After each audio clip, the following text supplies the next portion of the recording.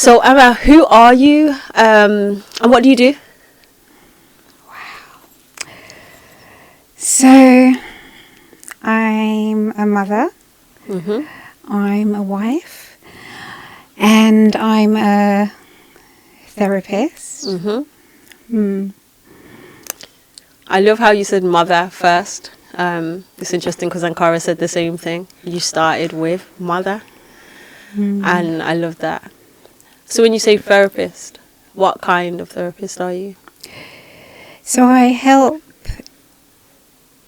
people to release emotional trauma, negative energy, anger, shame, just that kind of any energy that holds within the body. Yeah, so when we have trauma, it gets stuck in the body. So we locate it, Right. and we release it. You two are so similar, it's crazy. Very much similar. It's like you're talking through the same vessel. Okay. And you said married, so you said you're a wife. How long have you been married for? Oh, so we've been together for 25 years. Wow. January just gone. What a beautiful union. Yes. Wow. A long time. Wow. So do you do this work together, or does he do something separate? So he does chi alignment and breath work, meditation, a bit of sound therapy as well. So yeah, we work separately but together. I've recently been coming more in with him and doing a little bit of the light language, along with the sound therapy. So yeah, that's been nice. That's been nice. So I'm going to delve into that because obviously I understand what you say when you say light language. Some other people won't. My definition probably is different than yours, or probably actually isn't.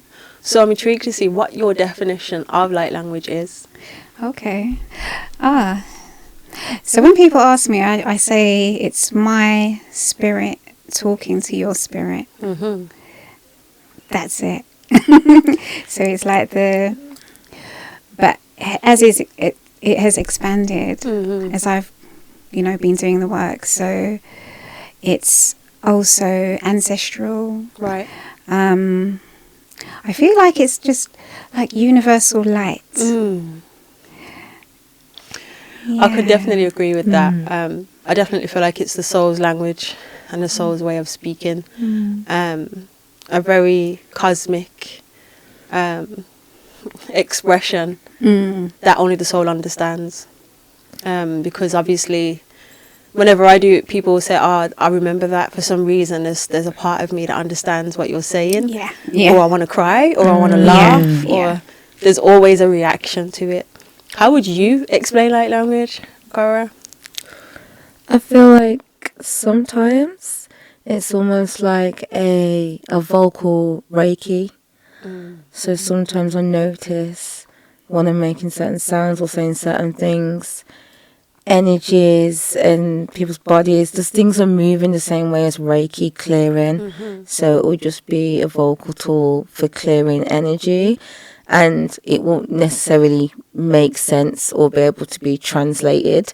And there's other times when I'm speaking it, and that could literally be translated in a whole conversation, because I can literally, like, especially because sometimes it will come through with emotion. And then when it comes through with emotion, it's so embodied when I'm speaking it that it's like the embodiment is actually translating it to me. So not that I'm understanding the frequency or the vocal mechanics of it, but how it's embodied and the impression that it's making on my being.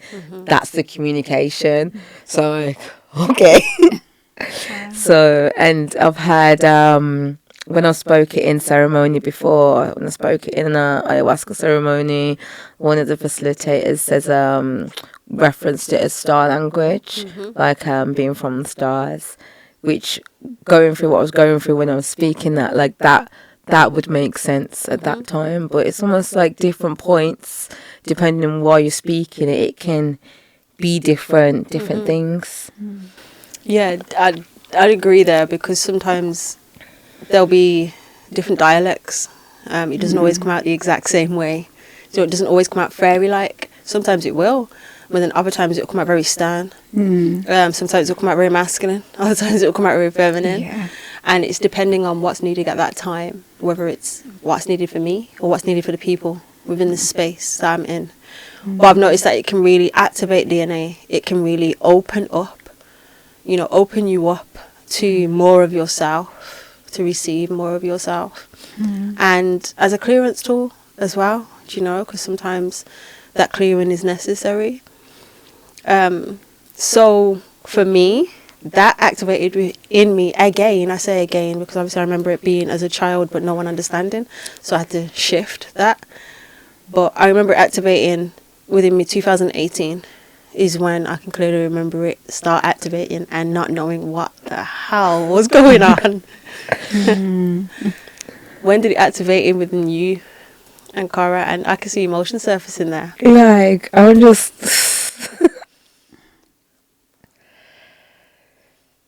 It's just literally activating the energy right now, just speaking on it. Interestingly enough, vocally, it expressed maybe 2020. But prior to that, it was expressing somatically. And I say that because I remember, like, I had like a Kundalini awakening, and my body would just react to different things, different forms, different statues, different name references. This current of energy would just start to reverberate within me. And I remember in 2020 having that experience and knowing, okay, well, I've got Kundalini, I've got this and that, like, so I must be able to speak light language. So I actually sat on the bed and I actually said, right, I can do this. So, but what I did, I used my Kundalini energy. So I was, because I've always been able to just self-activate and move the Kundalini energy up my body. But this time, my intention was to move the Kundalini energy up my body and express my Kundalini energy, express my life force vocally. So that was my intention. So when I started to express my life force vocally, like, that's what come out. What was called light language. So again, like, I'm doing Reiki with my hands, same, just Reiki with my voice. And because it's life force, the beautiful thing is that life force is a field of life. So within that field, within that force, beings can coexist within this field. So sometimes, I'd say for me, it's not necessarily me doing the clearing. I'm just creating a tone or a resonance that another ally or an ancestor or a guardian or a spirit doctor can coexist in this frequency that I'm making and do the work that needs to be done. So that's something that I was just like, whoa, it was literally life force, Mama Earth, the frequency, the force of Mother Earth coming through me. It's her force. It's Mother Earth. It's interesting. Everything you said is super interesting to me because it explains it on a whole different level. Now, because I know that you can activate that Kundalini energy within inside of you because I've saw videos that you posted years ago. We're always ahead of our time. We already know this. So most people would be looking like, what are you on? What is that? Because they don't get it. It's like we're already ahead of the curve. We've delved in to the ethers in the spaces that they can't see or receive due to blockages, due to not wanting to, and due to maybe they're not supposed to this lifetime.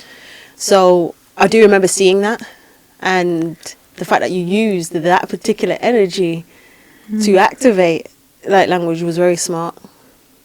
Because yes, light language is a remembering, so it comes through as a remembrance, but you're like, okay, I remember I remember that this is something. So I'm going to do it. There isn't a thought or maybe about it. And what about you, Emma? Like, when was the first time that you remember it activating within you?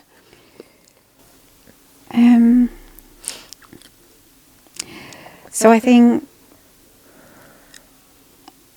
I said to you the other day, I woke up and literally my hands started doing this, and my heart was beating really fast, and then I lay back and I went back to sleep. And I can't remember the first time that it came out vocally, though. That's the thing I'm trying to think about.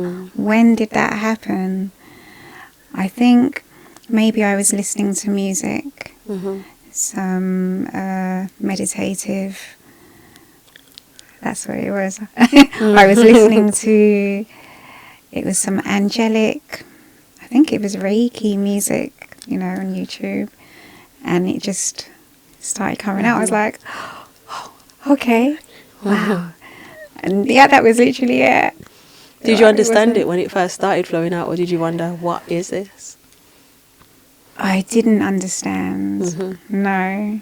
I mean, I'd found out, I'd heard about light language, and I looked into it a little bit. But obviously, when you're looking online, there's not really much for you to, I agree. to see and like to really understand it. So it's been just the journey of like realizing, isn't it, and understanding yourself, and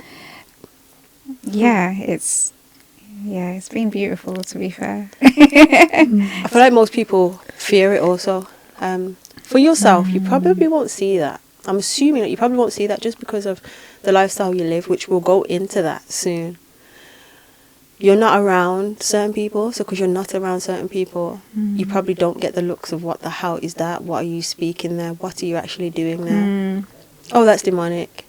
So because you're in these festival spaces, which people are very more open to these things or have experienced these things, and you're traveling that nomad type of life, I'm just going to ask it outright. Have you had people look at you like, what is that? You know what? Never. Wow. Never. And I found that weird, because I know the first time when I was actually working, because I do the thought field therapy, and I could feel it coming up. And I was like, oh no, I'm not going to say nothing. And they're going to look at me like I'm a weirdo. But it kept coming up so strong, and I just allowed it. And they didn't say anything. And I was like, oh, okay. Oh. And I just allowed it to come through. And yeah, I've never had anyone say to me, oh my God, what's that? That literally touched a chord of my heart as you speak that.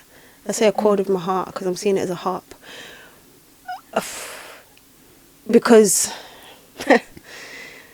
when my side to active, I didn't have no one around me that understood what I was doing. So they're looking at me like I'm strange.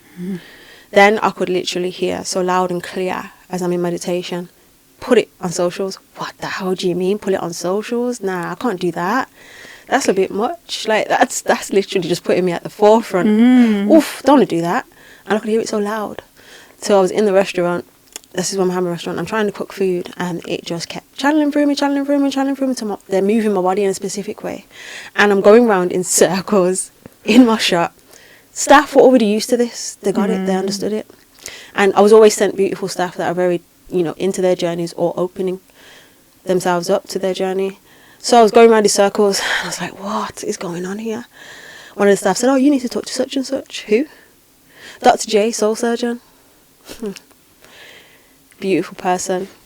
He's a shaman, so he does calls himself a soul surgeon and does a lot of ceremonial work for people. Little did I know, he'd already watched my YouTube video 2 weeks before. His wife had sent it him. Okay. And he was just waiting for me to contact him. So I contacted him that day. I was like, I can't even make food right now because they won't stop talking and I can't start moving my body. What's going on? And he was like, oh, do you mind if I delve into you? No problem. He's gone in, starts to see things. Oh, this. You need to come and get a session with me. I said, okay, this is where they was pushing me to. And I can hear them pushing me saying, can you just do a video now and put it out on Instagram? I was like, what, man? I'm really going to do this. And I did it, scared, did it. And people were messaging me, oh my gosh, I vomited. I don't know what happened. Like, my stomach was hurting. Oh, I was just laughing. Oh my gosh, I was smiling so much. Tears were streaming down my face and I didn't know what was going on. Like, there was something going on in my stomach, but after I'd purged, I felt better. I was like, whoa. okay, I'm understanding this a little bit more now. It's a tool. It's an activation. It's a it's a frequency that most people actually don't understand. But then I got people that I knew from way back in the day, you know, being from the hood, actually sending my video around in groups of people that are not spiritual, that don't understand this stuff. She's a weirdo. What's she doing? Mimicking what I'm saying, mimicking how I'm doing it. That smacked me for 6 because I didn't know what to actually do. What do I do here? Because I know I'm meant to do this work, but these I don't understand it. And then I'd also try to explain it as tongues. It's like tongues when people are in churches and they're still not grasping it because it's like, yeah, but yours don't sound like that. So for you to say that you do yours and you've never been called that, I was like, whoa. So there's actually a way to be around people that get it. And I used to do videos constantly with it and just not really overthink it or anything. Do soul tribe meetups and I do soul light language activations there. Then I shut down every single one of my videos that I did it. Pulled it away. Archived. What's going on here? And I'm going inside this, what's going on? They don't understand me and I can't be bothered with this no more. People see me as weird. Archived. What's going on here? And I can literally hear myself talking to myself, trying to shake me out of that moment. But I shut it all down. Stopped putting too many facial activations on my face as I used to. I still will though. Like there'll still be a moment where it will happen. But yeah, you saying that has made me realise that, yeah, there's a way that obviously it can be done and you just have to be around the right people. Yeah. And just not care. I don't care if you think that I am crazy or I am weird. I'm not your general, you know, individual that's out here moving like the zombie, for lack of a better word. And I don't expect to be. It's like I've come here to activate people and heal people and show people themselves, their own reflection, and help them to get to the core of their being. And that's one of the tools that I need to do it. So yeah, thank you for sharing that. Thank you for sharing. And it's so funny because even without speaking to you, when all I saw was that you changed your name, and I knew, it's like I knew there was a deeper reason, and it was people's reaction. Yeah. I literally, I was like, oh, dragons, this, that, and the other. It's yeah. like, yeah. And I loved that name, by the way, Dragon Priestess. It came from my ayahuasca trip. Within my ayahuasca journey, the shaman looked at me and just said, wow. And the way he was looking at me, I was like, whoa, you're seeing into me. I felt him look internally inside of me. And he was just standing there staring for a while. Like everyone else, he just hugged and continued. But he got to me and he goes, wow. It's like, well, what is he seeing? And then I started seeing he's feeling my heart. And he's like, wow, the high priestess is activated. And then gave me a hug and I was like, whoa, tears just filled my eyes. But a lot of that ceremony, the 3-day ceremony, a lot of it was a lot of light language activations and a lot of realising what the light language did because I used it on myself within that ceremony for the 3 days. And I was like, this is what it does. I'm opening boxes and I'm battling demons, my own demons, with the light language. But it's happening so smooth. And I'm literally getting to the groove. Like I'm just like, and I'm literally shredding open that, shredding open this, and I'm just doing it so easily, so effortlessly. I was like, wow, this is powerful. So that's where the Dragon High Priestess came from, and that's when I actually met my dragon within that ceremony. Beautiful. And I cried. So I was like, I forgot about you. I'm so sorry. He was like, it's okay. Yeah, it's okay. And yeah, you was there. I told you was there within that part of the ceremony. And there was a lot more people. But I noticed it was showing me my tribe, the people that I haven't met yet, like yourself. The people that, do you know what I mean, I'm yet to meet. And other people that I didn't realise was a part of that. So I just changed it to Intuitive Alex because I was like, let me just put another... It's more palatable for people. That's what it is. There you go. But the thing, like, I think what we don't realise is that our people have been through a complete and utter, like, what can we call it? Like a brainwashing, conditioning, just like to such a deep level that we are so disconnected from our spirituality and our spiritual self. Right. So all of that to them is, because remember how we have been demonized, African spirituality, voodoo, you know, it's all been demonized, and you know, it's evil, it's wicked, it's devil, it's this, it's that.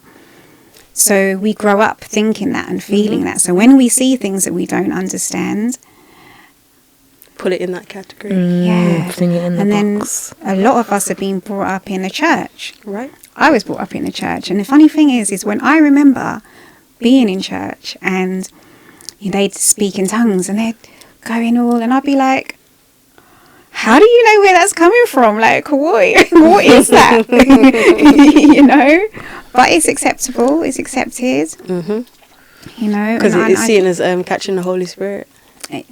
Well, this is it. This is it, you know.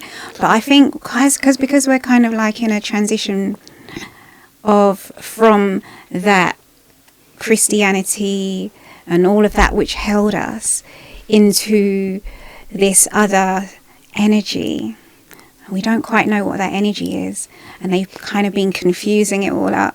Right. So we don't even know where we are. We're still thinking, oh, it's evil. But then, because there's no education about what it is, then they still go back to that narrative. Yep, I agree. You know? So I feel like when us who are enlightened about it, or it is coming through us, if we share, all we can do is share, you know? And I will say, because, like, you know, in the festivals, I am working with, like, it's mostly Caucasian people. And because they haven't gone through what we have gone through as people, they haven't got all of that stuff holding them back up here like we do. You know? So it's easier for them to accept. When I've been out there and I'm seeing how they're into the spiritual stuff, they're into the Reiki, the light language, all of it. And then I come back into the city and I'm like, oh my God, look at my people. They're just like, you know. So this is hence why me and my other half, we want to bring this energy out to the open and teach people and share. Because we need to know about this, because we are the epitome, if that's the word, of universal mother creation energy. Yeah, epicenter. That's the word. I always get the words wrong. Not like that. But yeah, exactly. We are that. And I think that's even why, you know, who are we? We're mothers, first and foremost. You know? That's very interesting. So, yeah, like, don't be afraid of it. Just keep going. And the ones who catch it and understand it, it'll be good, you know. I feel like because I had so much of it constantly, it was like, yo, I've had years of this. I need to give myself a rest. And I give myself a rest. I just slapped a mask on for a hot minute.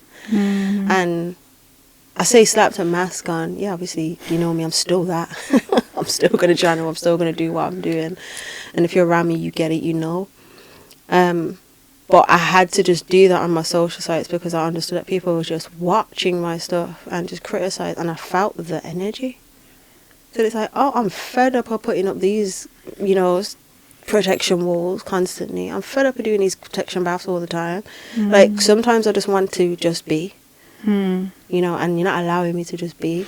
It's like, wow, you are the manifestation of where we're going. So you need to actually show people that this is going to be normal.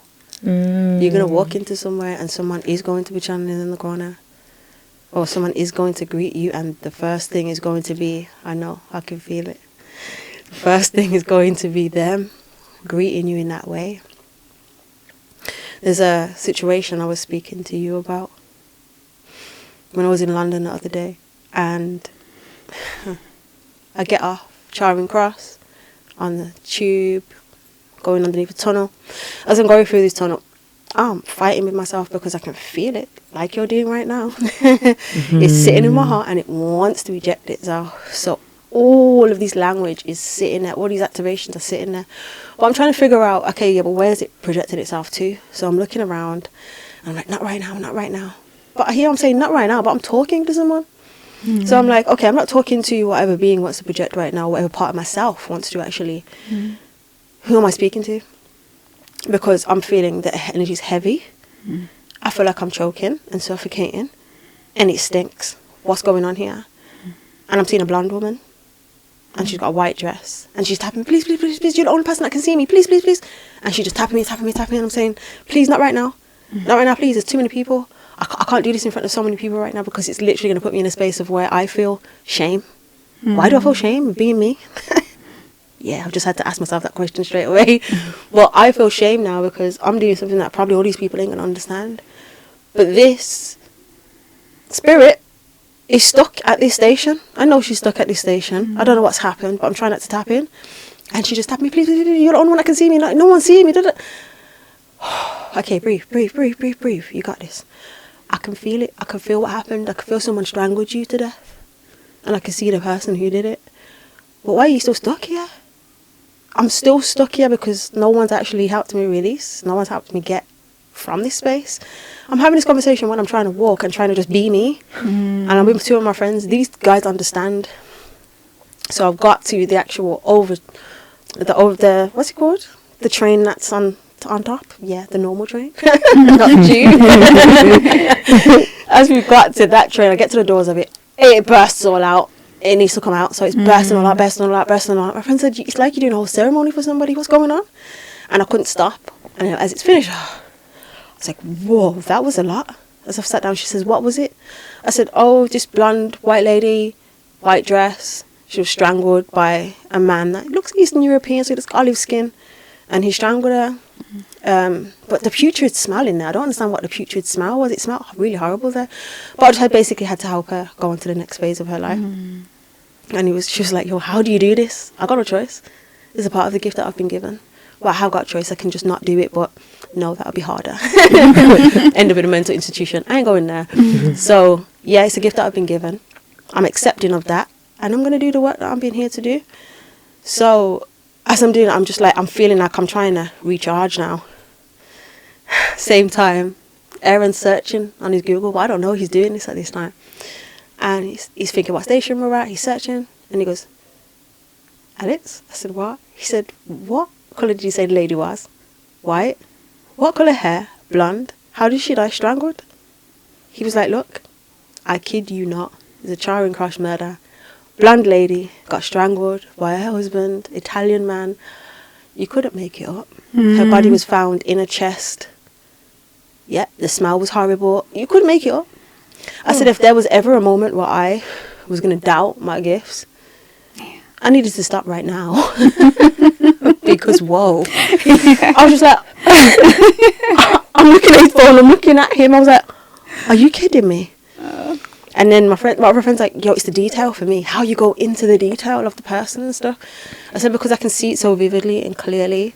Now, like you said, us as whatever word you want to use, melanated, coppered people, we don't seem to open up to these things. But with your Caucasian European people, they're more prone to it. So this is why you see them as psychics and things like that, and mediums, and it's never batted an eyelid because it's normal. Yeah. But when we go into that work, it's demonic, it's evil, it's... Exactly. But just like we need a birth doula, we need a death doula, we need a spirit doula, we need all of those levels. And I get why this conversation is happening today. Thank you guys. Absolutely. So, Amma, what has been the scariest thing you have seen while being in a ceremonial plant medicine work? The scariest.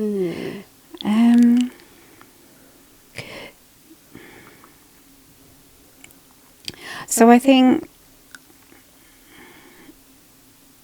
what has been the scariest moment for me, I was studying family constellation therapy. I don't know if you know about family constellation therapy. No, never it looked comes into it. from a Zulu tradition. Wow. So what I realized is that basically you're channeling the energy of that family member.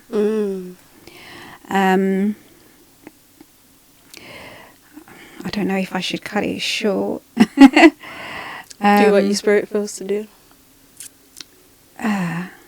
So basically in family constellation therapy, you're in a group and you choose a person like to represent the person in your family. So you'll choose a person to represent you, your sister, your mother, whoever's involved in the situation. Right. And then basically the person will, whatever they feel, they'll do. So for instance, if they're standing there, you've placed them there and they feel like, oh, I want to walk over there, they'll do so. And then the facilitator will ask them, oh, why did you do that? And they're tapping into, oh, actually, do you know what? I just felt like I didn't want to be next to that person. And they'll be like, well, why? Or, and what I realize is that you're actually channeling that person, that family member. And this is how you learn about the generational trauma that's gone on in your family. It's crazy. Powerful. It's really crazy. But in the session, there was a lady, white lady. Everyone in the group, this is the funny thing, everyone in the group was white. It was me, and there was an Indian lady. And so the lady whose session it was, she had looked into her family history and found out that they had owned slaves. Twining's tea. Right. Wow. So they had plantations in Jamaica and in India. An uncoincidence. Wow. So, of course, she's asked me to represent Jamaica and the other lady to represent India. So there was a girl, a lady representing her daughter who had, she'd had lots of anxiety, really debilitating. And she had her there, and she had the lady representing her opposite her. So the girl that was representing her daughter was looking down at the ground. And so the facilitator said to her, why are you looking at the ground? She goes, what are you looking at? And she goes, oh, I'm just looking at that dot on the ground. So then she said, oh, can someone come and represent that dot on the ground? Wow.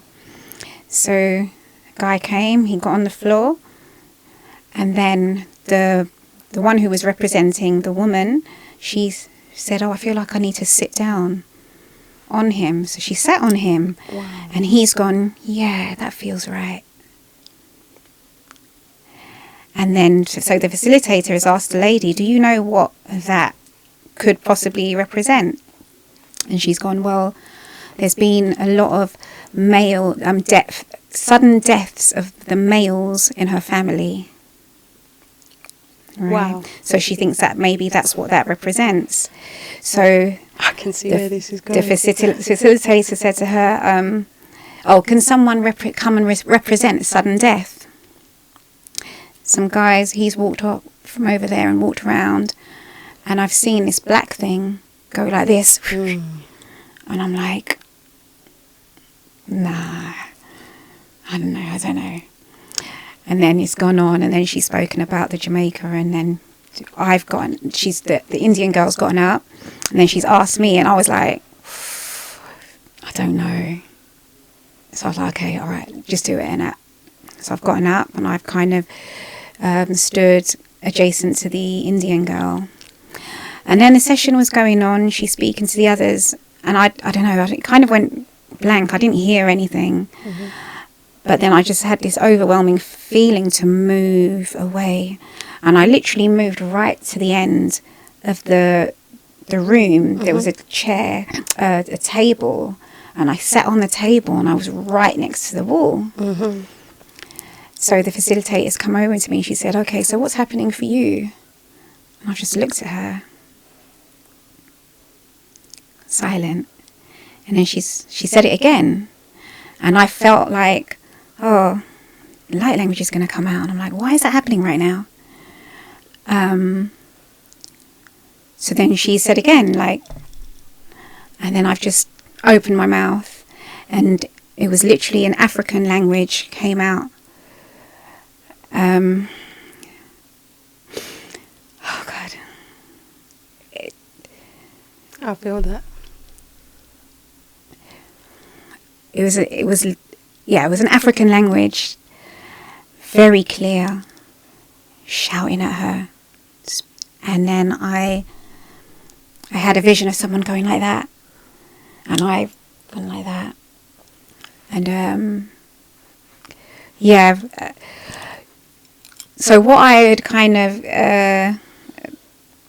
understood was that I was channeling an enslaved woman, mm-hmm.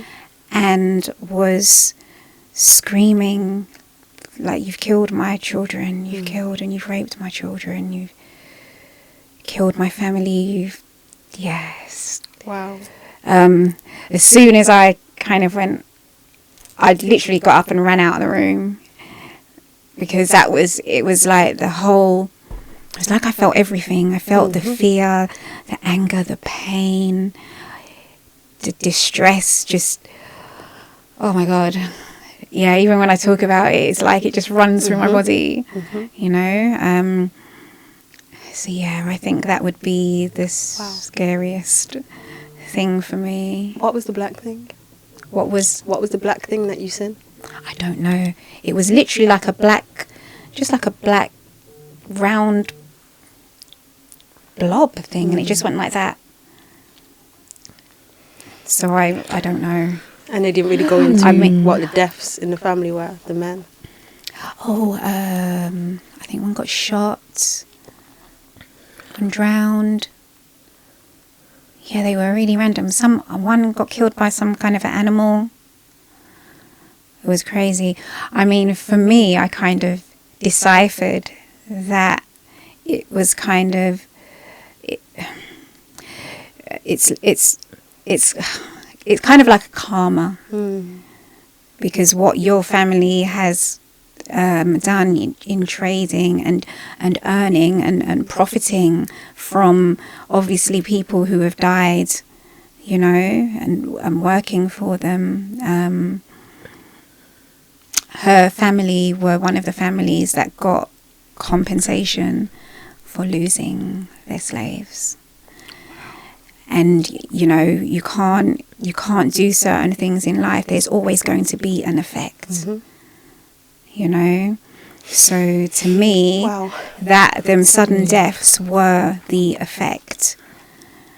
And also her children, because both of her children suffered from anxiety. You know, it comes from somewhere. Of course. It's not just, this lifetime. Of course. You know, we're paying for. And spirits have an interesting way of doing things as well. This is why I said what was the black blood, because people don't understand that spirits can actually do work from where they are to and affect people in ways just through the things that they've actually done. And they'll stay in limbo to do that because they're in a moment of, you know what, I am going to make sure that you pay. And even if they continue going through the whole lineage, like, there are spirits that will move in that particular way. I've seen some interesting stuff myself. So that's an interesting way to get down to the nitty-gritty of the trauma, but then it's like, what do you actually implement and do after that to rectify and keep going forward, because you can't rectify it all. It's done now, but what can they actually do? So you see something like that, was that done in this country? Yeah, that was over here, but I didn't continue the training after that incident, because the lady who was the teacher, she didn't even ask me if I was okay. You know, I was so, like, I don't know, I ran out, and there was an African lady from, I think, Gambia or something, cleaning the toilet. And I stood there and spoke to her for about half an hour, just about nothing. But I don't know if it was, maybe I just needed that connection, that something. Grounded. And I kind of felt that, you know, the way that they were teaching this, it wasn't respectful. You know, when you're working with spirit, you can't just be calling on them, of course, to come and then you're just leaving it. Yeah, you can't. There's no opening, there's no closing, there's no offerings, there's no giving thanks, there's no nothing. And to me, like, that could have turned me crazy. You know, I hadn't long started speaking the light language as well. So yeah, that was. But you already have the tools internally to do that type of stuff, and this is making more sense to me as to why people like us are meeting now. I'm getting it. I'm seeing what the full picture is turning out to be. Even though, yes, some things are good to get training within to be certified. I say certified because most of us are already certified in spirit. I didn't need an actual certification in, psychic abilities. I have it. But there's ways that we already do things. And within our DNA and our spirit, we know how to do those things. So something like that, I already know would be very powerful if it was done in the right way, like you said. Yeah, but we'll have that talk aside from this podcast, because there's not too much that I'm going to say more in regards to that. Thank you so much for sharing that, though. That was a lot for you to deal with. Ooh. Ankara, what's been the scariest thing for you that you've seen within any ceremonial practices? I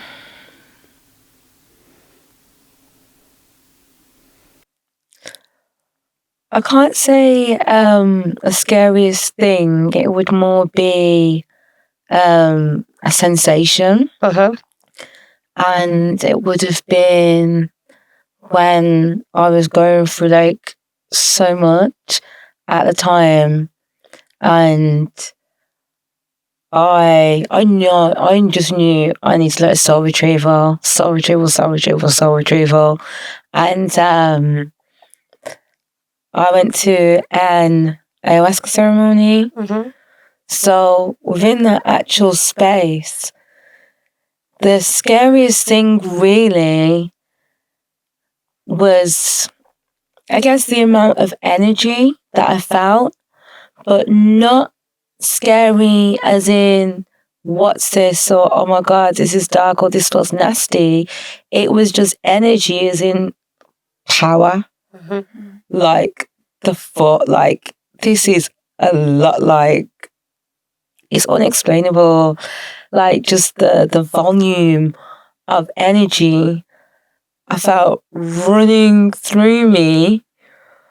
And I guess because at the time when I went, I was at a really like low space. So coming from a really low, dense energy, and then having this, which is, it's bringing me up straight away, but it's not in a happy or emotion. It's so,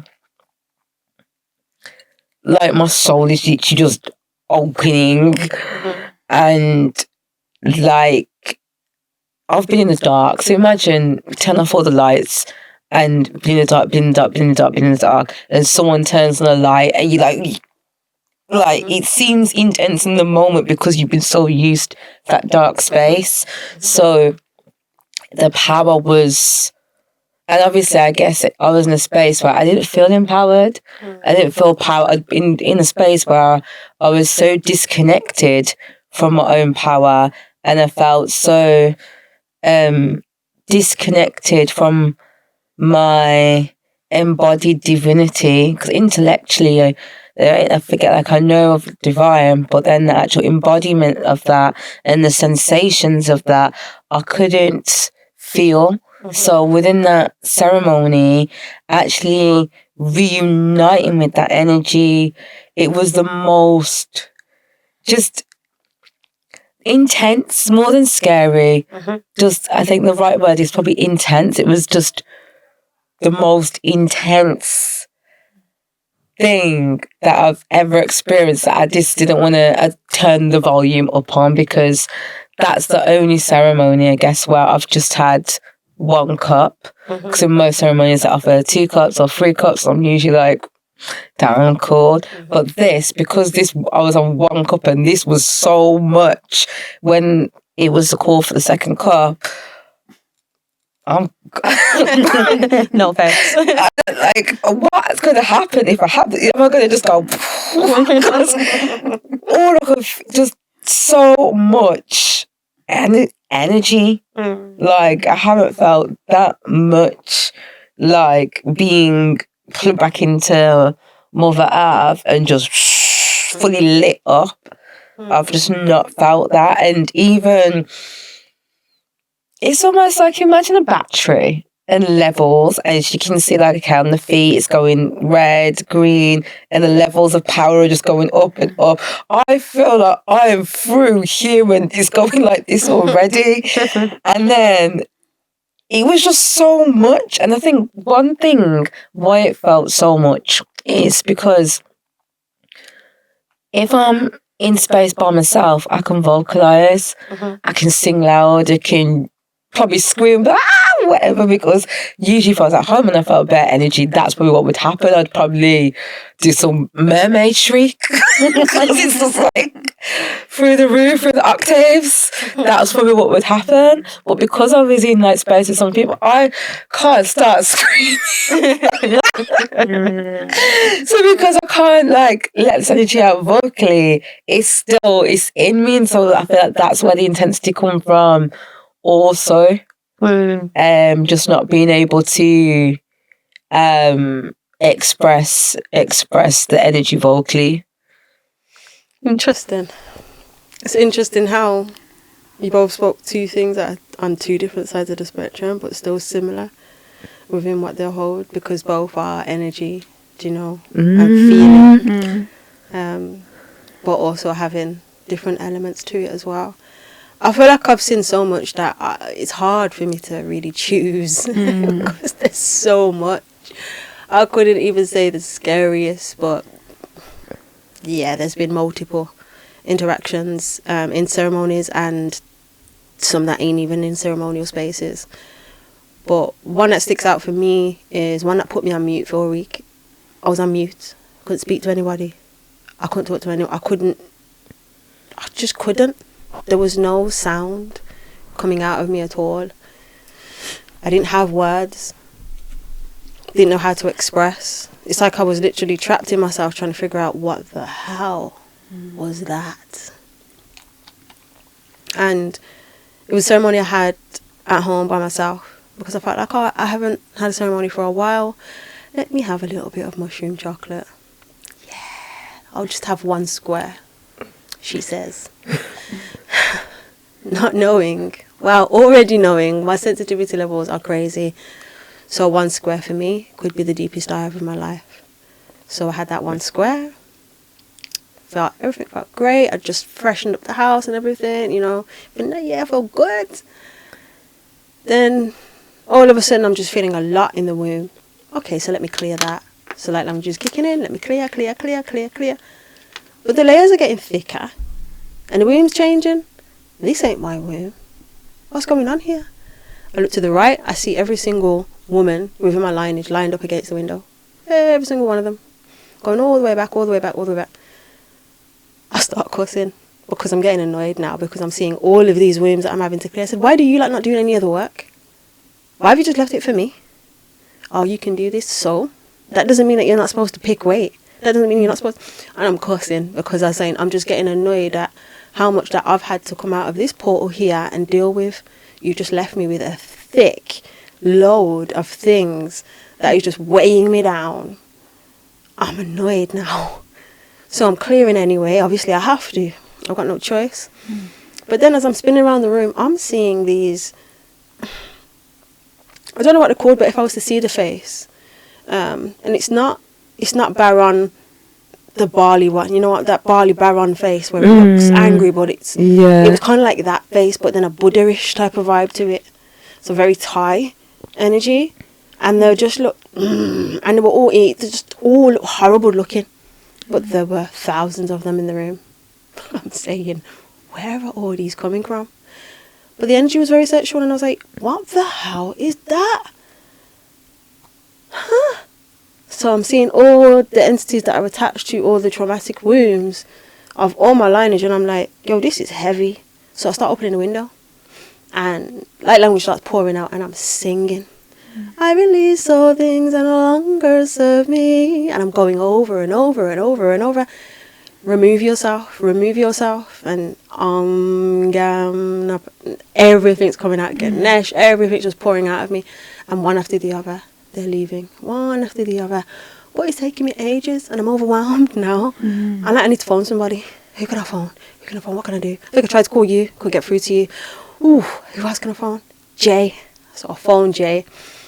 I said, Jay, I know this is going to sound like crazy to you right now, but maybe it's not, because you know what's going on here. I had a little piece, and I've gone so far, I can't even find myself right back. And I'm trying to just talk, but it's coming out. He's like, calm down. What's going on? I can't find my way back. I can't find the floor. I don't know what's going on. I'm floating in the middle of air. There's too much. I don't know how to retain this. Grab the water, put it on your neck. And at that point, I had some of the water from Malvern Hill, so it's natural spring water. Put it on the back of my neck. Rub your hands into it. It's telling me where to put it. I'm like, oh my gosh, okay, I can feel myself grounding a little bit, but still, I'm still up there. He was like, you're just going to have to ride this one through. You've got this. Have I? He's like, look at your hands are the maps. And the palms of the hands are going to show you where to go. I can't seem to look at these hands, like, it's just... I said, all right, cool, he's going to phone you back in a bit. As he phones me back, he's like, why is there so much sexual energy in the room? I said, because all of these wounds keep dropping off this information, and I'm trying to clear it. But it's overwhelming. He was like, yeah, because I can see it, it's not yours. I said, it ain't. But I'm clearing, but I want to vomit. The vomit's not coming up, and I'm like, I'm purging for you guys too. You're really killing me here. As I've sat there, I'm literally in a lair with a big spider. But I am the spider. No, I'm not the spider. But I am the bee. No, I'm not the bee. And I'm seeing the spider and the bee give birth to multiple babies. But one male after the other is coming in to impregnate. But then I'm a woman now. And it's almost like a prostitution freaking ring. It's so crazy. All of these men are coming in and impregnating.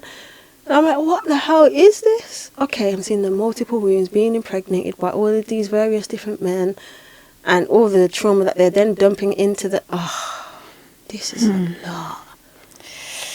Yeah. I just called someone and listened, can you come to see me? I need somebody to physically be here. I want to know if I'm still here. He's like, what are you talking about? You're normally good. I said, no. I need someone to physically be here, so I want to touch your arm just to know that I'm still here and on earth. And yeah, that had me on mute. I kept going to future selves, back to past selves, back to present selves. I was going into so many different portals that I just didn't know what was real from what wasn't. And then even when I come down the next day, I was like, silent. And my mum was like, you don't dare do that again. She tried to call me like 2 days later. I was like, I don't have any words for you, mum. She's like, what do you mean you don't have any words? I can't talk right now. What do you mean you can't talk? Are you all... Yeah, I'm good. But it put me on mute for a week because I was trying to observe what was going on. And yeah, this is why the womb's so important.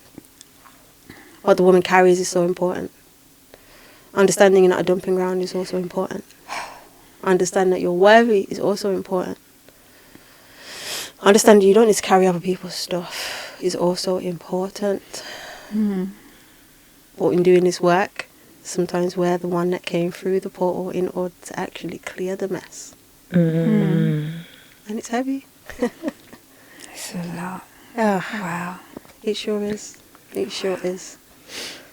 And we don't understand the programming that our mothers have given us. And in the mitochondrial DNA, that's now giving us all of the programs from all the women previously before us. The male DNA isn't even present in that. Like, what? The male DNA is not present in that? No. So every woman. Yeah. And it's what I had to go through. Wow. Yeah. Like, I feel like I'm supposed to say thank you to you. You're welcome. Thank you. You're welcome. That definitely taught me a lot. That definitely showed me a lot. That definitely showed me the things that people need to be doing and have to do. But like I said, not everyone comes through the portal to do that. And this is why it's good that people like you exist that have children and are doing the work so they don't have to hold that load. They can actually be sovereign beings and have a level of freedom where they can navigate any realm that they want easily because there's no blockages. That's powerful. Whew. Didn't realize we was going in. There's so much. That is so much. And I don't know what ni hemio. Omongo ko tuye mishi hamani. Mono tuye nyamo kokoto. Eni ilurumoa. Manie si tie nie he kia. Ono to te ki shi helo rupua kanaya. Kegi moye. Eno moye tikelie. Hanaya. No. Utu kotiere.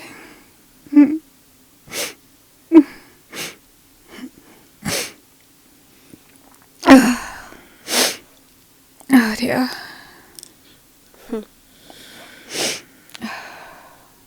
Oh, I guess I couldn't even hold it in anymore.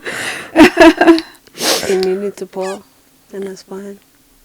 Yeah, go on. I know. I got it. Received with huge gratitude. The spirit is in the room is so like heavy and very intense when we started talking. Really just like, wow. I can feel it.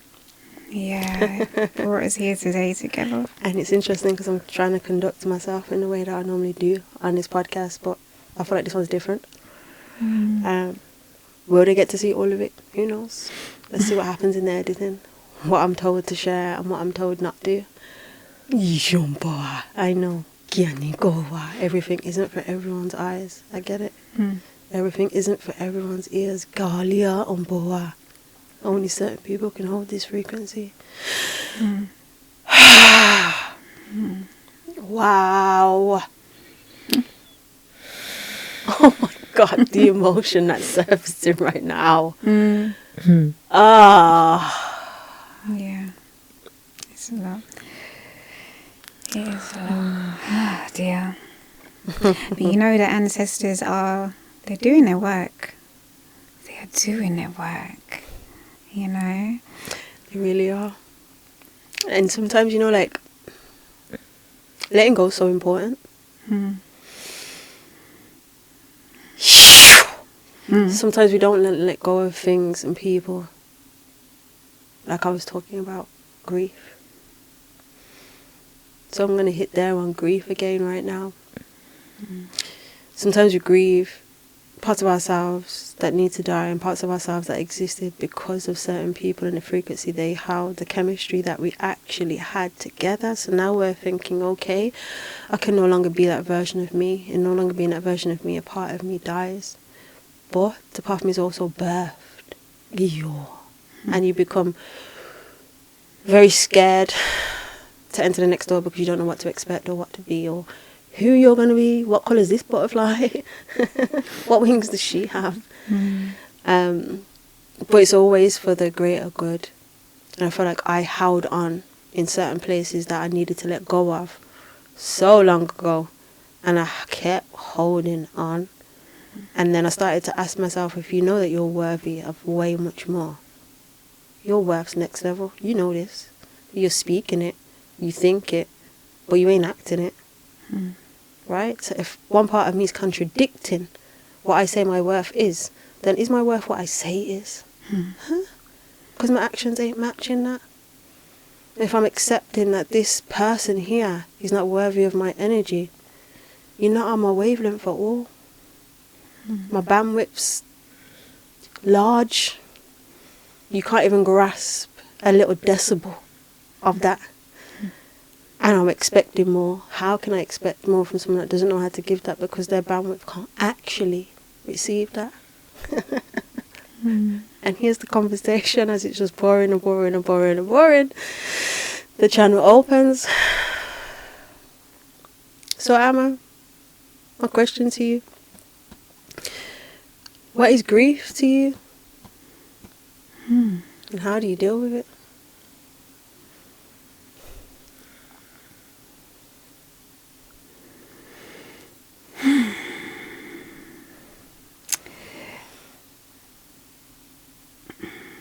Wow. That's a deep question. Sure is. It really is a deep question. I've not experienced grief directly by losing someone in my family. Right.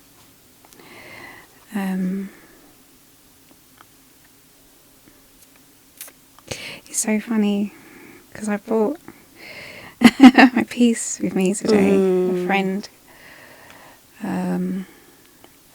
She passed last year of breast cancer, and I didn't know.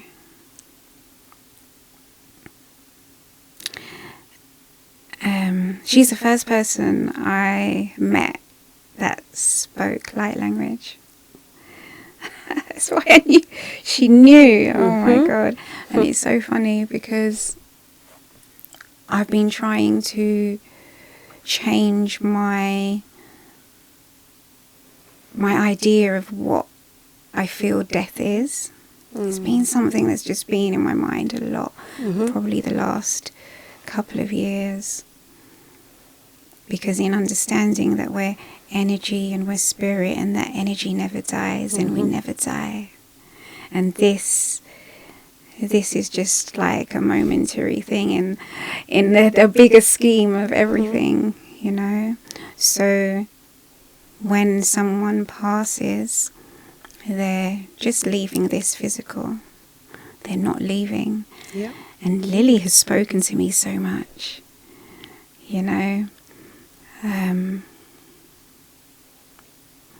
I felt like she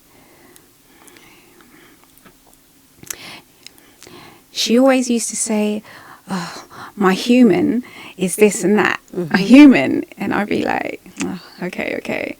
But now that she's passed, I understand. It was like she was more in her spirit. She was more up there. And it was as if she wanted to separate from, I don't know, it's a lot to even try and explain. I guess what I'm trying to say is that I understand more that it's not what we think it is and what we've been conditioned to feel that it is. Yeah. So although it's sad, and I haven't, although it's sad, and it's a loss in this realm, we never lose them. And that is something in African spirituality that we hold on to our ancestors.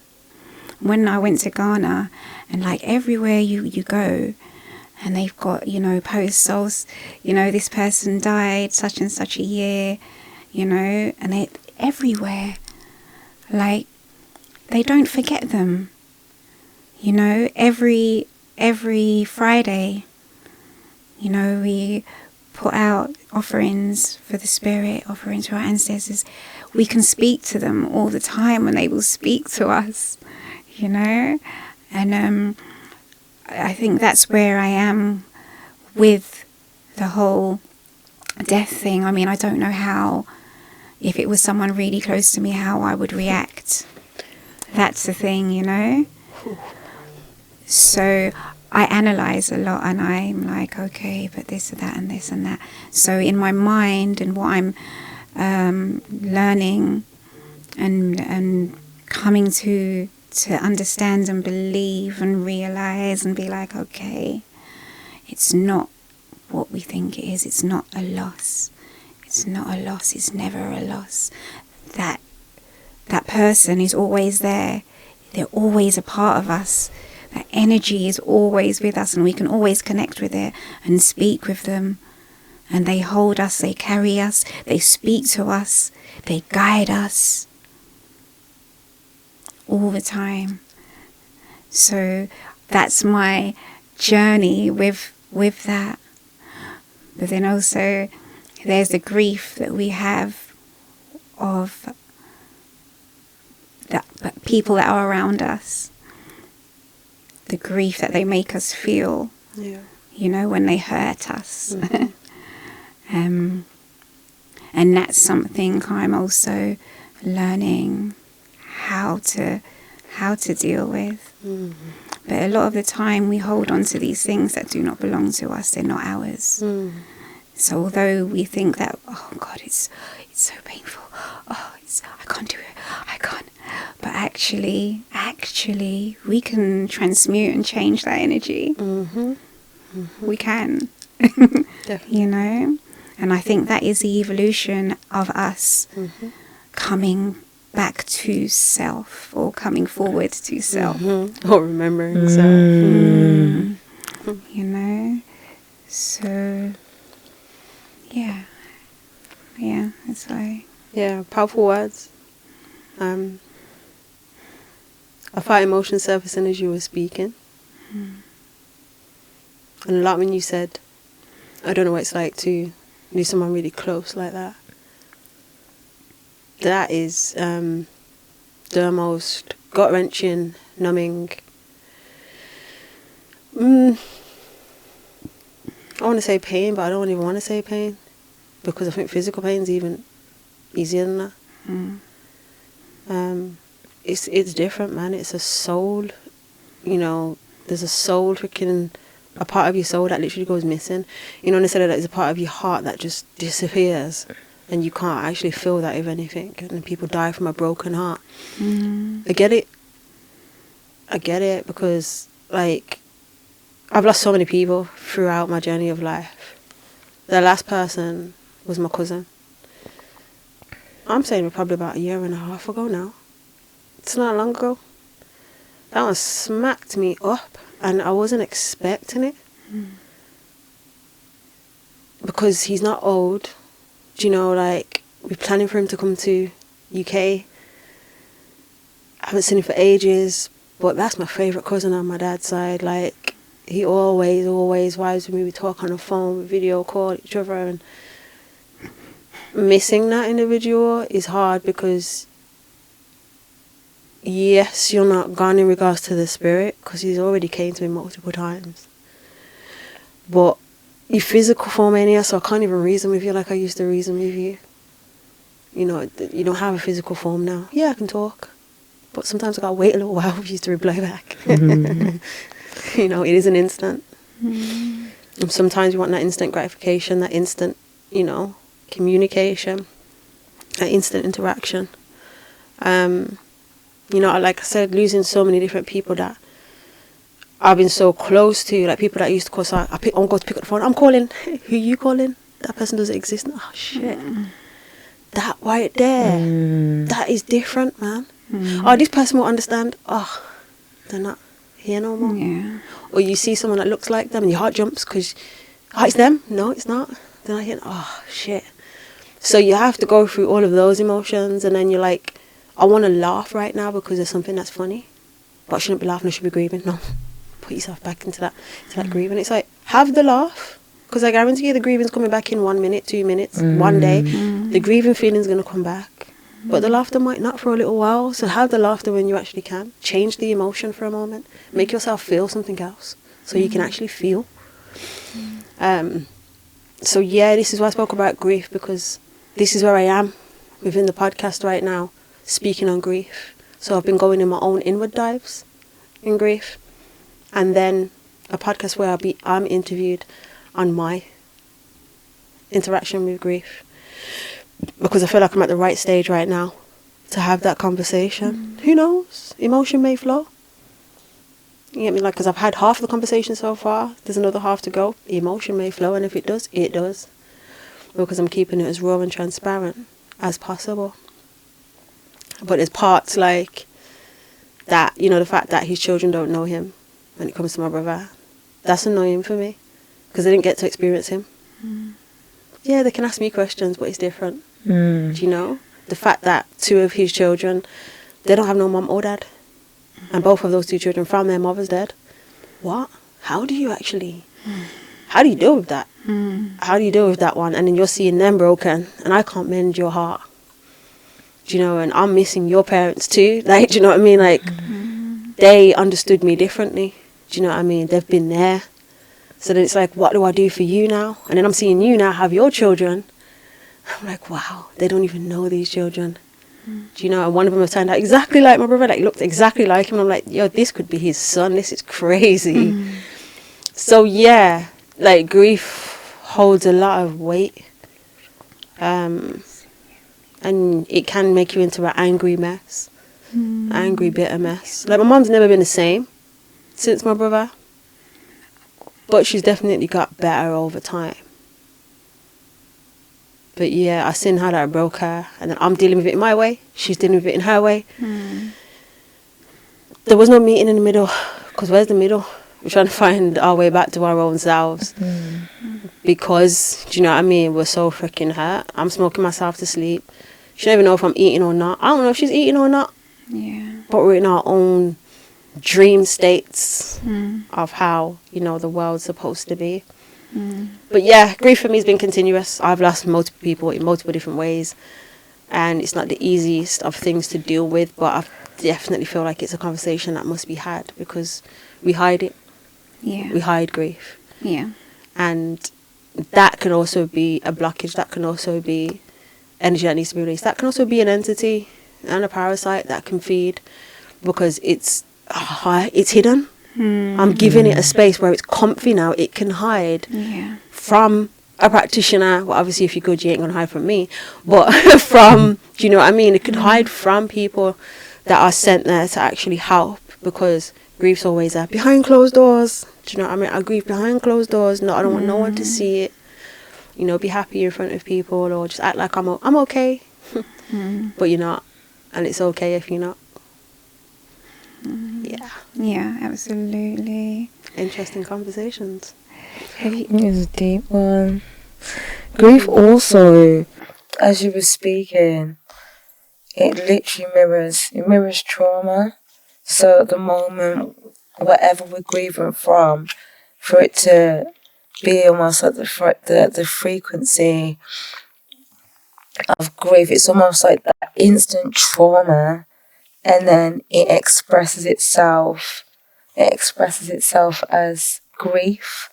And when I was going through my mum's physical death, I remember after a while, because I wasn't overly like emotional.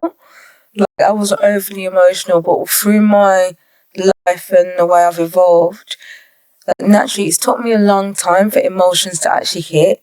Like, someone could say something on the day, and it could kind of almost, it could go over my head, or something could happen, it would go over my head, and then it would take weeks or in 2 months, and then I'm feeling emotional. But at the time, it's almost like goes over my head. I keep it moving, almost do what I need to do, and it just shows that sometimes we can develop almost like coping mechanisms, because if you've always had to be a certain way, then that state, that there isn't enough softness within at the time to even meet the grief or to meet the emotion or meet the experience. There's not enough softness there because there's walls and there's hardness. So it almost takes the space maybe when I'm on my menstrual cycle, so I'm already sensitive, I'm already open, I'm already an oracle to be able to transmute and release for that emotion now to surface because I'm actually open. I'm literally open, ready for what I do not need anymore to be released from me. So then I'm feeling like the emotions from God knows what. But and with the grief, not feeling it until when there were stages, so it was almost like a numbness, like a shock. Sometimes when you're in shock, you're so blown back that you're in freeze, because freeze is also a trauma response. So sometimes with trauma, sometimes we freeze, don't know what to do. Sometimes we fawn and we just people pleasing, doing anything we have to do just to get everything moving as it should. And other times we fight because that's also a trauma response. The anger, the need to move the arms, kick, swing, because there's so much energy up here, up in your heart space, that you do want to take something and fling, but just that action in swinging and flinging, that's actually opening up different meridians, different energy points, stretching the fascia to allow you to release the armor that you're about to put on yourself. So there's almost like reasons for these responses, because the body's always going to try and release, even if mentally we're not ready to deal with that right now. But the body's going to be doing something, whether it's fighting, whether it's just no, I'm not here, I'm on my phone, I'm distracted. Your body's doing something in order to create a safe space, because sometimes we do need a pause. Something happens and we don't have to deal with everything right now. Sometimes it is a pause and just it's like safe space.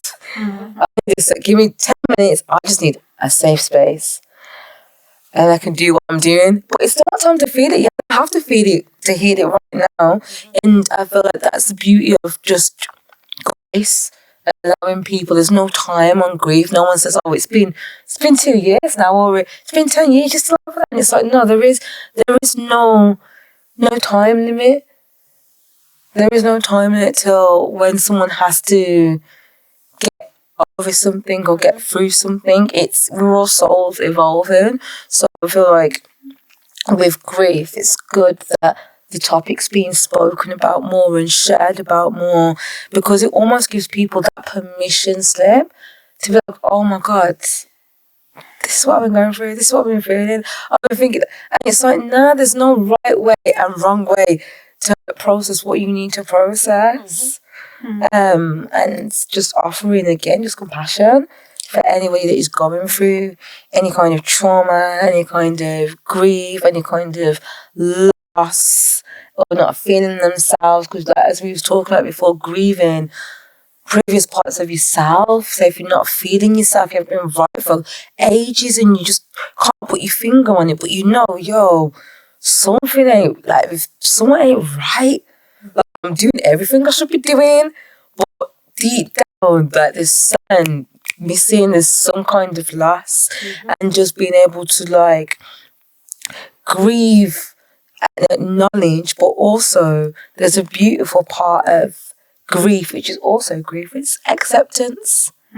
So it's not necessarily that it has to all look like, oh my God, I'm grieving this loss.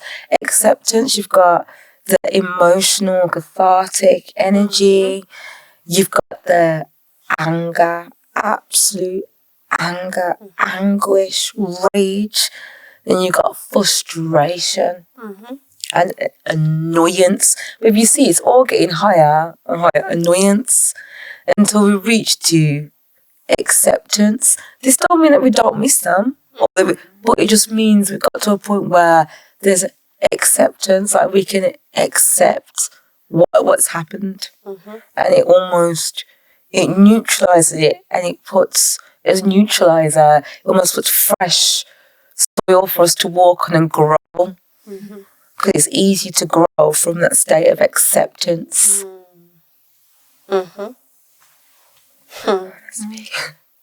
Totally agree. You made me think about, after my brother, I used to punch holes in doors constantly, punch walls, punch doors. One time, I was actually in a lift with one of my friends, two of my godchildren's mom, and somebody annoyed me. I was with somebody at that time, and he was cheating. The girls kept wanting my phone. I just kept laughing, putting the phone beside me, just kept laughing. Like, listen, I don't know why you're doing this, because when I catch you, it's a whole different version of me, though, right? When I catch you, just watch, it's on.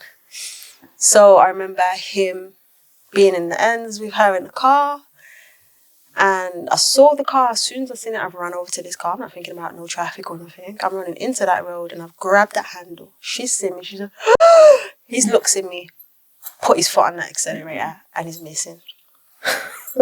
I was so angry because it's like I wanted to take out some of my frustrations of that grief that I've experienced the year before, because my brother had only been a year. And I went into the lift with one of my friends, and I'm punching up this lift. And I'm punching it. I won't stop.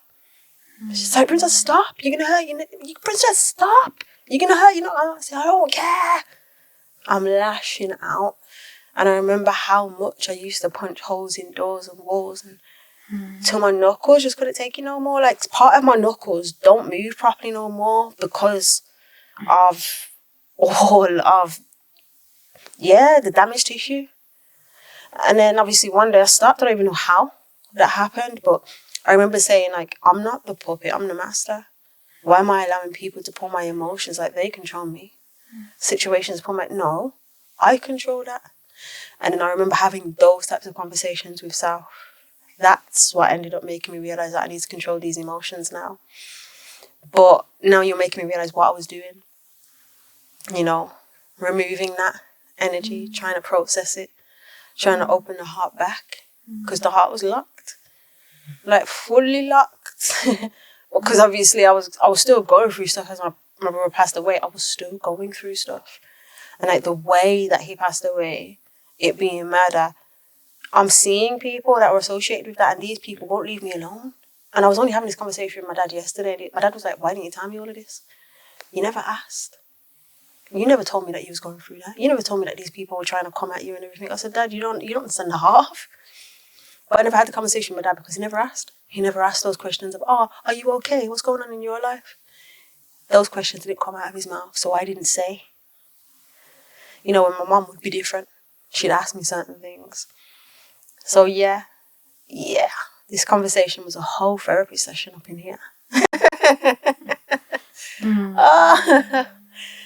Do you know what? I'm going to do one more question for each of us to answer, and then we're calling it wraps because we're at 4:45 already. Oh. Right? Do I want to ask that one? Yeah, I do. So, what has been your most transformational moment in life, and what did it teach you? I'm going to go with you first, Emma. Oh gosh, my most transformational.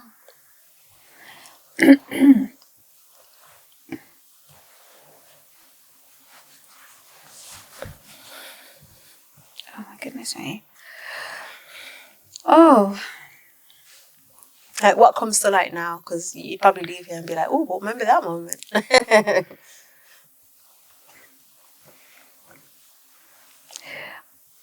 Can you come back to me? Because I'm actually having difficulty thinking of something. I've got to. What about you, think Ankara? about that one.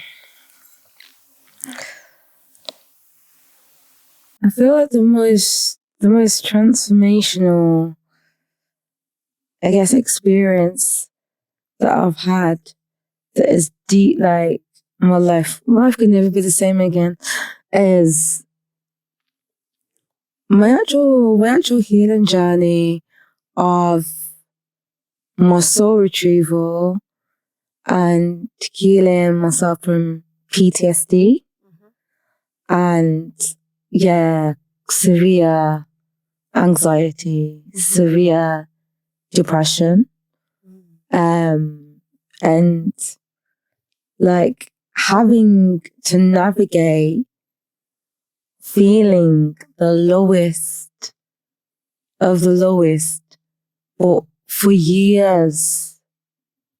So like going through that for like at least 3 years of not total darkness, but it may as well have been from where I was. And linking back to when I was talking about the grief at the beginning and grieving a old version of myself, that soul retrieval and realizing through trauma and feeling so numb and disassociated. Like I study trauma, somatic therapy, but actually going through it and still navigating it with my consciousness and with my awareness. But still the body is giving me an experience and I'm fully loaded in my vessel. And it's my vessel that is traumatized. It's my vessel that is overloaded with cortisol. It's my vessel that can't sleep. And having to even feeling like disconnection from God, like the deepest ever. So being able to navigate that experience and come back to my divine state and feel that reconnection with the Most High Source, with Mother Nature. Like that has been something that has, it's been the biggest transformation because it's almost been like the biggest fall. Like it's one thing when we start kind of not knowing much and then we're on our journey and we start to find out things, like that's all right because it seems like we started from here anyway and we're kind of going up. Since we're going up, we're kind of always going up. That's what I experienced in life. Like, yeah, you have your off days and this, but you clearly head in one direction. But I went vroom to the pits. So having to navigate, there's a story about, I think it's Inanna, and Inanna, she gets, it's either lured or something to the underworld. And because I'm very like, I work in multiple dimensions, even though I'm having to navigate on this plane, I'm still having the experiences on a spiritual level and recognizing certain things and realizing that the state, the frequency that I am in, the bandwidth that I am in is so low that it's almost like I'm in this, almost like in this underworld where I'm not quite above the surface because there's light above the surface, but this isn't light, so I'm having to navigate through the darkness to find my way back to anything that can spark the remembrance back, that can ignite my engine. And that, going through all that, I had to call every single ally, like, you know, when they say, oh, who heals the healer? The plants, the plants, the trees, what the earth. Like, my connection with Mother Nature after all that is different. Like, if it wasn't for, like, the force, if it wasn't for the force of earth, I would have not been able to, like, come back and be myself and walk with so much, knowledge and remembrance of, because how I was before, I see it different now, the absence of it happened. So now I'm like, whoa, like, your divinity? I see Your divinity? I see the change in you. Thank I see how you. much more confident you are. Because obviously I've known you for so long now. Like, with me, you've always been you. But I know you didn't show that you to everybody. It's not to say everyone needs to know every part of you, but you'd go in a room and then you'd literally shrink, and I'd physically see it. But with me, you never shrunk. You'd always be your, you know what I mean, loud, bubbly self, and just be your vibe. But yeah, I can see how much you've grown now. And a moment happened on a minibus on a hike, and you jumped on a minibus, and your vibe was different. I was like, huh? But you literally spoke out loud. You said to speak out loud, and then you was just laughing about it. And he was like, oh, excuse up, budge up. Went to the back. You would never have done that before. And just seeing just little things like that actually showed me your growth and how far that you've come. So yeah, well done. Give thanks. You're welcome. Thanks. It's beautiful. Have you thought of anything yet, Amma? Boy. So, I'm listening to you speak, and I'm like, oh my God. I'm actually going through it now. Interesting. Yeah. So now as we speak, like, I know you're at your comfort zone right now as we're doing this. Is this a part of it? Right. Absolutely. Being more seen. Absolutely. Yeah. And I love that you accepted the invitation. I'm very grateful for that. Because your energy is very divine. It's very potent. And it's also energy that needs to be shared. Obviously, like I says, I'm that type of person where sometimes I'm in my cave too, where I have to go in hermit mode. You don't see me for a moment. But it's just necessary. So I can understand that balance is necessary and needed. But just like how you found me online, I said this to you the other day, right? Someone else will also find you online and feel the same way. Or feel like, oh my gosh, like I've been waiting for you. This is where you've been this whole time. Just from you doing one video. Yeah. You know? It could be this one here. It could be. Because I feel like people will resonate with your energy because it's so gentle. But at the same time, it holds a lot. That saying, and it look about your talawa. That energy. It's been said. But for different reasons. But yeah. I can understand the reasons too. Yeah. So, like, closing words.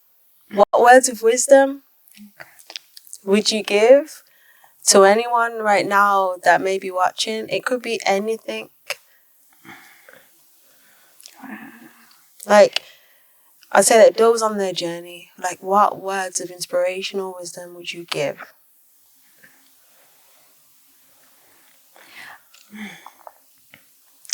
I think that, like, fear is the biggest thing that holds us all back. Right. For different reasons. And it's like really feeling into that energy and understanding it. Understand it. I always feel like when you understand something, then you can rationalize it and then just put it away. Doesn't always work like that, of course, because it is about like emotion. I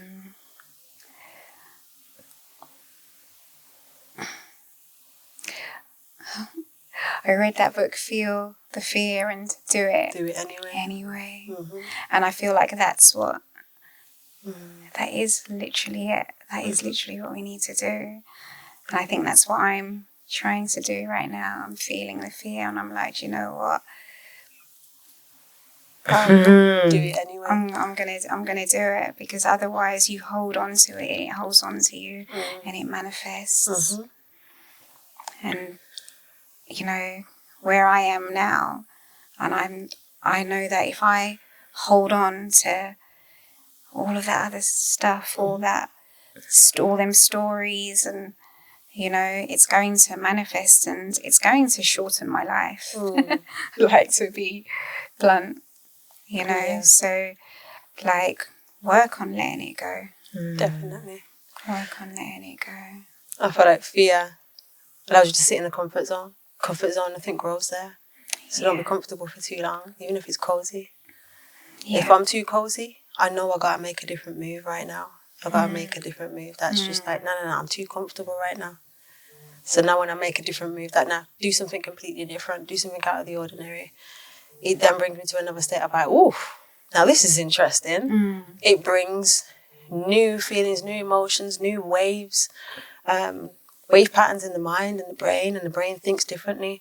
I don't want it to be sat at a I want it to literally be, you know? And if you're too comfortable, it's literally in a state where I'm not learning anything no more. I'm not growing anymore. There's stagnancy. Just like the plant in the plant pot, and the plant's screaming at you like, look, did you not see that I haven't grown in the last 6 months? Because can you change my pot, please? So it's time for you to change your pot.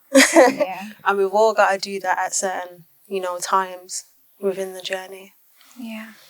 Absolutely. What about you, my dear? What is your moment of wisdom that you would like to share with people? Inspiration? I'd like to share that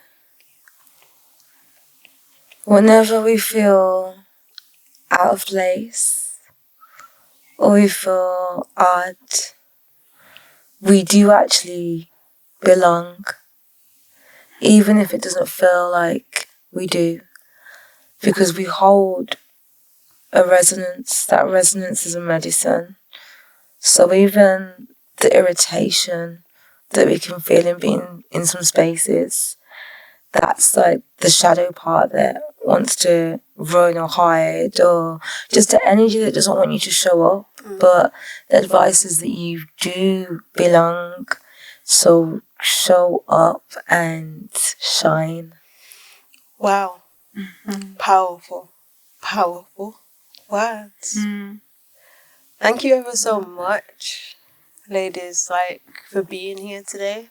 For this meeting of minds, of souls, of energy needed to happen and occur today. Interesting thing is, Ankara wasn't booked to come in today. I had a different guest. They cancelled this morning. And last minute, of course, she's available. And it was mad that she was available because normally she isn't. So everything happened. Yeah. It was divinely orchestrated. This conversation was healing. It was nourishing. It was deep. It was familiar. It was relatable. And I'm truly thankful to have had you both as guests. At some point, I'm going to want you to come back on, because I already know that this essence here is necessary and needed to be given to the masses in different, dosages. Yeah. So I'm sure we'll be doing some form of work together at some point, because I can already hear it, feel it, and see it being built. Thank you ever so much. And thank you guys. Thank you guys for watching. Thank you for listening, commenting, liking.